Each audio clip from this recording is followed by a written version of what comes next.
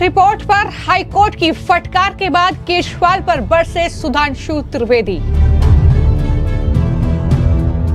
सुधांशु त्रिवेदी ने पूछा, सदन में कैग रिपोर्ट पेश क्यों नहीं कर रही आम आदमी पार्टी सरकार।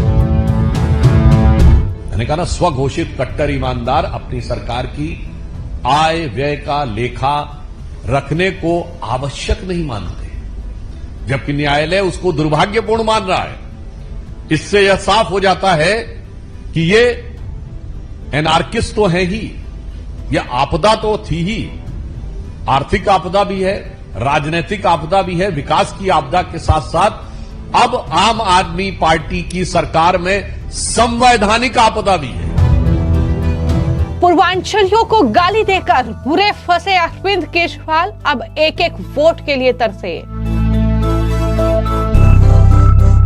क्या दिल्ली चुनाव नहीं लड़ पाएंगे अवध ओझा।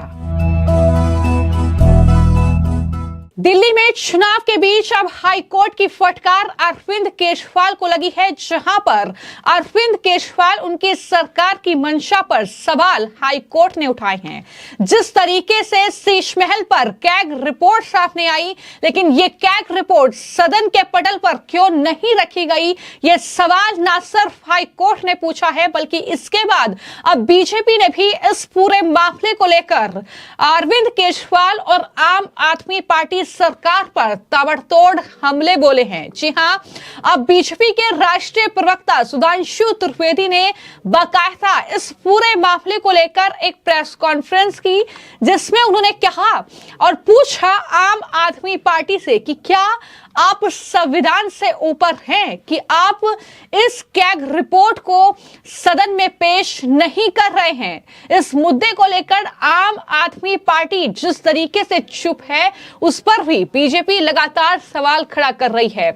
अब इस मामले को लेकर चुनाव के बीच बीजेपी के नेता आम आदमी पार्टी को घेरने की पूरी तैयारी कर चुके हैं, और यही वजह है कि अब सुधांशु त्रिवेदी की ओर से जो प्रेस कॉन्फ्रेंस की गई, उन्होंने आम आदमी पार्टी पर जमकर हमला बोला और यह भी कहा कि आप सरकार को अपनी समीक्षा करनी चाहिए कि बीजेपी लगातार इस मुद्दे को उठा रही है कि आप कैग रिपोर्ट जो है वो दरअसल सदन में पेश करें, लेकिन कितनी बेशर्मी आम आदमी पार्टी दिखा रही है कि इस मामले को लेकर बिल्कुल चुप है। क्या कुछ सुधांशु त्रिवेदी ने कहा और किस तरीके से शीश महल के घोटाले से लेकर शराब घोटाले पर कैग रिपोर्ट को लेकर वो जमकर आम आदमी पार्टी पर हमलावर नजर आए, सुनिए।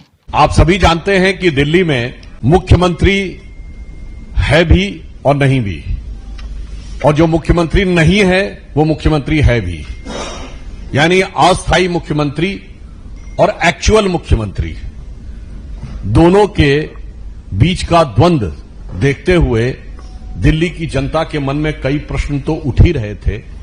अब संवैधानिक व्यवस्थाओं और कानूनी दृष्टि से भी प्रश्न उठने शुरू हो गए। दिल्ली के सो कॉल्ड एक्चुअल मुख्यमंत्री, जो वास्तविक अर्थों में फेटल मुख्यमंत्री साबित हुए हैं, जो नित्य प्रति कार्य करने की बजाय उठकर एक सवाल पूछने लगते हैं, जबकि वो भारत के इतिहास की सबसे शक्तिशाली, संख्या की दृष्टि से सबसे शक्तिशाली सरकार उनके पास है, उसके बाद भी वो सवाल पूछते हैं। मगर आज कुछ बहुत गंभीर प्रश्न इस विषय के ऊपर उठकर खड़े हुए हैं कि जो सीएजी रिपोर्ट्स थी, आपको पता है कि सरकार के आर्थिक आय व्यय का मूल्यांकन CAG, comptroller and auditor general के द्वारा किया जाता है, राज्यों में भी और केंद्र में भी।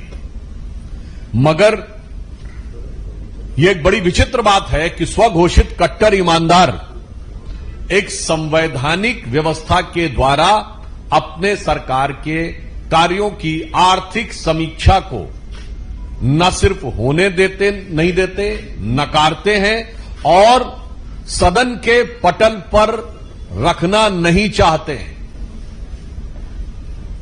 और इसलिए दिल्ली हाईकोर्ट ने भी जो प्राप्त सूचना है मीडिया में, उसके अनुसार दिल्ली हाईकोर्ट ने एक ऑब्जर्वेशन यूज किया है कि Delhi government is dragging its feet, यानी अपने कदम खींच रही है इन पेसिंग द सीएजी रिपोर्ट अर्थात दिल्ली की सरकार सीएजी की रिपोर्ट सदन के पटल पर रखने से कदम पीछे खींच रही है, यह दुर्भाग्यपूर्ण है।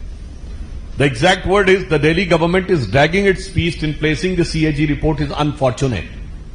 तो मुझे लगता है कि अब यह बात और भी स्पष्ट हो जाती है कि दुर्भाग्यपूर्ण स्थिति सिर्फ विकास कार्यों में नहीं दिख रही है। दुर्भाग्यपूर्ण स्थिति सिर्फ पर्यावरण में, सड़कों पे, जल भराव में और सरकारी व्यवस्थाओं में ही नहीं दिख रही है, संवैधानिक व्यवस्था में भी अब यह दुर्भाग्यपूर्ण स्थिति दिखने लगी है। इससे पूर्व करीब अक्टूबर के महीने से लेकर आज तक तकरीबन 1 दर्जन सीएजी की रिपोर्ट्स हैं, जो आर्थिक समीक्षा की रिपोर्ट्स हैं दिल्ली सरकार की, जिसे कि दिल्ली के विधानसभा के पटल पर नहीं रखा गया है, जिसको लेकर प्रश्न पूछे गए हैं और न्यायालय के द्वारा भी यह प्रश्न उठाए गए।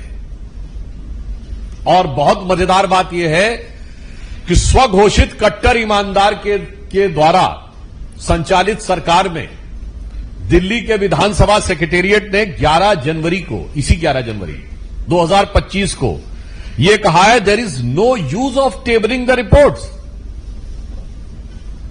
यानी कोई आवश्यकता नहीं है रिपोर्ट्स को टेबल करने की, जबकि हमारे 7 विधायकों ने इस विषय को लेकर लिखित प्रतिवेदन विधानसभा अध्यक्ष को दिया कि जो सरकार की आर्थिक समीक्षा की रिपोर्ट्स आ रही हैं उन्हें सदन के पटल पर क्यों नहीं रखा जा रहा है। मगर मैंने कहा ना, स्वघोषित कट्टर ईमानदार अपनी सरकार की आय व्यय का लेखा रखने को आवश्यक नहीं मानते, जबकि न्यायालय उसको दुर्भाग्यपूर्ण मान रहा है। इससे यह साफ हो जाता है कि ये एनार्किस्ट तो है ही, यह आपदा तो थी ही, आर्थिक आपदा भी है, राजनीतिक आपदा भी है, विकास की आपदा के साथ साथ अब आम आदमी पार्टी की सरकार में संवैधानिक आपदा भी है। Their anarchist character is now pervading in the constitutional institution and constitutional procedures which are very much required for proper functioning of a government. आप स्वयं सोचिए, यदि सरकार की आर्थिक आय व्यय की समीक्षा को सार्वजनिक ही नहीं करना चाहेगी सरकार, तो क्या यह अपने आप में एक बहुत बड़ी संवैधानिक चुनौती नहीं है? और मजे की बात यह है कि जो अपनी सीएजी रिपोर्ट सदन के पटल पे नहीं रखते, वो हर बात पे आके सवाल पूछते हैं। सरकार आपकी है, मुख्यमंत्री आपकी हैं। वैसे तो मेरे विचार से अस्थायी मुख्यमंत्री नहीं, सरकार ही अस्थायी है, जो कि अब चंद दिनों की मेहमान है। परंतु उसके बाद आप आकर सवाल नहीं पूछते, सवाल ही पूछते रहते हैं, जवाब नहीं देते। चलिए, राजनीतिक जवाब मत दीजिए, वो तो आपकी स्टाइल ऑफ फितरत समझते हैं कि आकर अनेक प्रकार के अनर्गल आरोप और आक्षेप लगाना आम आदमी पार्टी की फितरत है। परंतु मैं आपसे कहना चाहता हूं, जो आपकी संवैधानिक अपरिहार्यता है, जो आपका संवैधानिक कर्तव्य है, उसका आप जवाब देने से कब तक बचने का प्रयास करते रहेंगे, यह मैं केजरीवाल जी से पूछना चाहता हूं। और मुझे लगता है कि यह संगति का असर भी हो सकता है। जैसे जब से ये लोग कांग्रेस के साथ गए थे, तो भले ही साथ में गए, अलग हो गए, मगर वायरस तो साथ में लेके आ ही गए। तब ये लोग आरोप लगाते थे ना कि कांग्रेस में पीएम तो है पर एक सुपर पीएम भी है। तो आज वही रोग इनके अंदर आ गया, एक सीएम तो है, एक सुपर सीएम भी है। तो जैसे डॉक्टर मनमोहन सिंह ने कभी सदन के पटल पे बोला था, जब उनसे जवाब पूछे जाते थे कि 100 जवाबों से अच्छी है मेरी ये खामोशी, जिसने न जाने कितने सवालों की आबरू रख ली, मगर ये तो खामोश रहने वाले हैं ही नहीं, ये तो हल्ला मचाने वाले हैं। तो मुझे लगता है कि आज केजरीवाल जी जो करने का प्रयास कर रहे हैं, वो शायद ये कहने का प्रयास कर रहे हैं कि 100 जवाबों से अच्छा है मेरा ये बवाल, जो रोज आकर कुछ ना कुछ बोलना शुरू कर देते हैं। 100 जवाबों से अच्छा है मेरा ये बवाल, ताकि आर्थिक घोटाले के हर पहलू से बचते रहें केजरीवाल। तो इसलिए हम उनसे साफ साफ पूछना चाहते हैं कि आम आदमी पार्टी जवाब दे कि उसने अनेकानेक सीएजी की रिपोर्ट्स क्यों नहीं सदन के पटल पर रखी हैं, और यदि उनके सेक्रेटेरिएट ने लिख के दिया है कि it is of no use, तो कृपया वो आके साफ स्पष्ट करें कि संवैधानिक अपरिहार्यता को पूरा करने न के पीछे नो यूज कहना, उसकी उपयोगिता न कहना कि आपने को संविधान से ऊपर समझना है या नहीं। आप सीएम से ऊपर तो अपने को समझ रहे हैं, ये समझ सकते हैं, पर अब लग रहा है आप अपने को संविधान से भी ऊपर समझ रहे हैं। धन्यवाद। तो दिल्ली में चुनाव के बीच लगातार सियासी सरगर्मी बढ़ रही है, न सिर्फ कैग रिपोर्ट को लेकर बल्कि इसके अलावा जिस तरीके से दिल्ली हाईकोर्ट की कड़ी फटकार अरविंद केजरीवाल को लगी है और हाईकोर्ट ने भी अब इस बात पर सवाल खड़े किए हैं कि शीश महल को लेकर जो कैग रिपोर्ट आई है उसे आपने सदन में पेश क्यों नहीं किया। तो इसी के साथ अब एक और टेंशन अरविंद केजरीवाल की बढ़ चुकी है। दरअसल जो पड़पड़गंज से उम्मीदवार सियासी मैदान में आपने उतारे हैं यानी अवध ओझा सर, अब उनके चुनाव लड़ने पर ही सस्पेंस बन गया है। जी हां, अब अरविंद केजरीवाल इस मुद्दे को लेकर भी लगातार बीजेपी पर हमलावर नजर आ रहे हैं। केजरीवाल का आरोप यह है कि अवध ओझा का जो वोटर आईडी है दरअसल वो ट्रांसफर नहीं किया जा रहा है। मैं आपको जानकारी दे दूं कि अवध ओझा जो कि पड़पड़गंज से उम्मीदवार आम आदमी पार्टी ने उतारे हैं, वो दरअसल उनकी जो वोटर आईडी है वो ग्रेटर नोएडा की बनी हुई थी। उन्होंने दिल्ली के वोटर कार्ड के लिए 26 दिसंबर को आवेदन किया था, फिर उन्होंने वोटर आईडी कार्ड ट्रांसफर करने के लिए 7 जनवरी को आवेदन किया, लेकिन वो अभी तक नहीं बना है।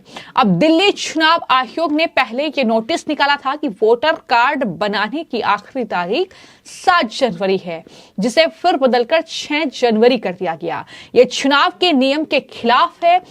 ये तमाम आरोप जो हैं वो अरविंद केजरीवाल लगा रहे हैं। ये मेरे एक उम्मीदवार का मामला है, इस तरीके की बातें वो कर रहे हैं और अब कहीं ना कहीं ऐसा लग रहा है कि अवध ओझा के चुनाव लड़ने पर ही सस्पेंस अब बन गया है, क्योंकि जिस तरीके से अरविंद केजरीवाल ने यह कहा कि दरअसल जो यूपी और बिहार के लोग हैं उनके फर्जी वोटर आईडी कार्ड बनाए जा रहे हैं, वोट बैंक बढ़ाने के लिए बीजेपी ऐसा कर रही है, लेकिन ऐसा लगता है कि अब एक एक वोट के लिए केजरीवाल तरस गए हैं और इस तरीके से अब अवध ओझा के मामले को लेकर चुनाव आयोग तक पहुंचने की तैयारी उन्होंने कर ली है। बाकायदा इस मामले को लेकर उन्होंने प्रेस कॉन्फ्रेंस की है। तो ऐसे में अब ऐसा लगता है कि केजरीवाल ने अपने ही पैरों पर कुल्हाड़ी मारने का काम किया है और कहीं ना कहीं इसका खामियाजा अरविंद केजरीवाल को कुछ इस तरीके से भुगतना पड़ रहा है, क्योंकि अवध ओझा भी यूपी के ही वोटर हैं जिन्हें अपना वोट ट्रांसफर कराना है दिल्ली में, क्योंकि वो पड़पड़गंज सीट से चुनाव लड़ने जा रहे हैं। तो ऐसे में अब तो सवाल यही है कि क्या वो चुनाव लड़ भी पाएंगे या नहीं। आगे इस मामले में आगे क्या होगा ये देखना होगा, लेकिन फिलहाल दिल्ली का ये चुनावी दंगल बहुत ज्यादा दिलचस्प कहीं ना कहीं दिखाई दे रहा है। जिस तरीके से मुद्दों को लेकर आरोप प्रत्यारोप का दौर काफी ज्यादा तेज हो गया है। लगातार अलग अलग मुद्दों को लेकर आम आदमी पार्टी और बीजेपी के बीच जबरदस्त घमासान जो है वो दिखाई दे रहा है। फिलहाल आपको क्या लगता है कि चाहे कैग रिपोर्ट का मामला हो जो अरविंद केजरीवाल पेश नहीं करना चाहते हैं, फिर चाहे वो दरअसल अवध ओझा का मामला हो, जैसा कि यूपी बिहार के लोगों को फर्जी अरविंद केजरीवाल ने कहा और अब अवध ओझा के लिए वो लड़ रहे हैं और चुनाव आयोग तक पहुंचने की कोशिश में जुटे हैं। तो ऐसे में क्या ये मामले अरविंद केजरीवाल को इस चुनाव में नुकसान पहुंचाएंगे, ये इस पर अपनी राय जरूर दीजिएगा। धन्यवाद।